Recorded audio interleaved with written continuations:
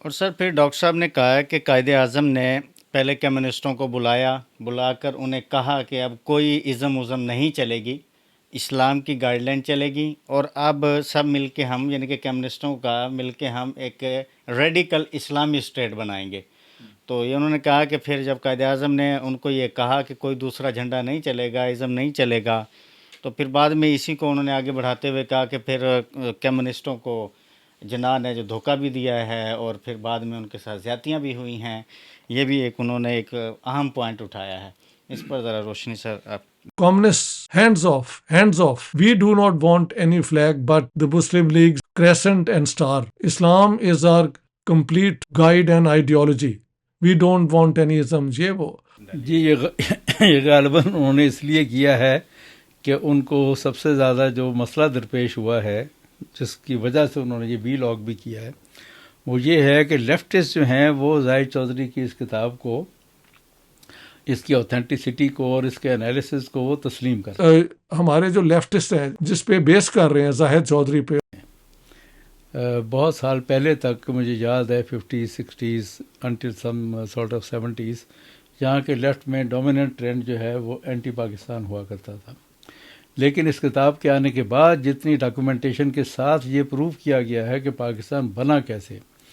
تو اس کے بعد پھر یہ جو تھیسز ہے جس کے پیش کرنے والوں میں ڈاکٹر اشتیاق بھی ہیں، محمود بھائی بھی ہیں، مبارک علی بھی ہیں، وہ ایک محدود طبقے میں تو رہ گیا ہے، لیکن براڈلی جو لیفٹسٹ ہیں وہ زاہد چودھری کی جو کتاب ہے اس تھیسز کو کافی اہمیت دے رہے ہیں۔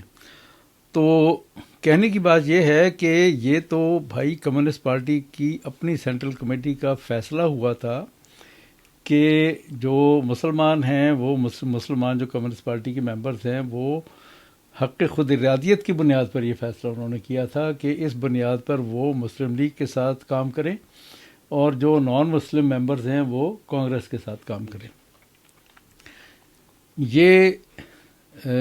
صورتحال تھی جس کی وجہ سے جو 1946 کے انتخابات میں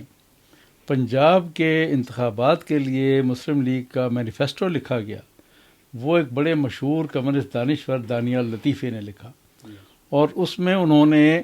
زرعی اصلاحات کا پورا اپنا مینیفیسٹو پیش کیا، اور اس زرعی اصلاحات کے مینیفیسٹو کے آنے کے بعد کوئی جاگیردار مسلم لیگ کو چھوڑ کے نہیں گیا اس ڈر کے مارے کہ یہ اصلاحات کی جائیں گی، اس لیے کہ جیسے میں نے عرض کیا کہ ایک پاپولر ویو تھی، اور اسی پاپولر ویو کے نتیجے میں پھر مارچ 47 میں بالآخر خضر حکومت کو ریزائن کرنا پڑا اور یہاں پہ گورنر راج نافذ ہوا، اور پھر آگے وہ تفصیلات ہیں جس کے اندر اس وقت میں نہیں جا رہا، لیکن جاگیرداری کا مسلم لیگ کے ساتھ کوئی اس طرح کا تعلق نہیں ہے کہ یہ ٹھیک ہے اس میں الیکٹیبلز آ گئے اور پھر پاکستان بننے کے بعد وہی اس کی انتظامیہ پر چھا گئے اور پھر فوج آ گئی، وہ سارے بات کے معاملات ہیں، لیکن پاکستان کی جو ویو ہے وہ جاگیرداروں کی وجہ سے نہیں ہے، اس میں ہاں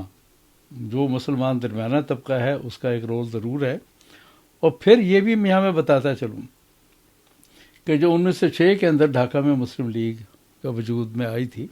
اس کے بارے میں بھی یہ بہت کہا جاتا ہے کہ وہ جاگیرداروں اور نوابوں نے بنائی تھی۔ بھائی اب تو ویکیپیڈیا کا معاملہ ہے، آپ لکھیں نواب محسن الملک تو آپ کو پتہ چلے گا کہ وہ ایک درمیانے طبقے کا آئی سی ایس کا وہ ملازم تھا، جو کہ نظام حیدرآباد کے ہاں جا کے جب اس نے ملازمت کی تو نظام نے ان کو یہ لقب دیا تھا، وہ کوئی نواب نہیں تھے، it was just a title, اور وہ یو پی کے ایک چھوٹے سے قصبے کا رہنے والا تھا جو کمپٹیشن کے امتحان میں آیا، اور وہ پھر جا کے اس کا مسلم یہ جو علی گڑھ تھی کالج اور مسلم یونیورسٹی بعد میں بنی اس کی انتظامیہ میں بھی تھے، اور یہ مسلم ایجوکیشنل کانفرنس کی میٹنگ تھی بیسیکلی ڈھاکہ میں، جس کے نتیجے میں مسلم لیگ بننے کا پروسیس شروع ہوتا ہے۔ اسی طرح سے وقار الملک، ان سب لوگوں کے ساتھ جو نواب کا لفظ لگا ہوا ہے اس میں نواب ایکچولی کوئی بھی نہیں ہے، اس میں اکثریت مڈل کلاس کے لوگوں کی تھی، اور آن ورڈ بھی یہ سر محمد شفیع ہوں یا میاں افتخار الدین ہوں یا اور اکثریت جو رہی ہے مسلم لیگ کے اندر، خواہ وہ پنجاب کے ہوں، یو پی کے ہوں، بنگال کے ہوں، یہ مینلی مڈل کلاس کے یا زیادہ سے زیادہ اپر مڈل کلاس کے لوگ تھے.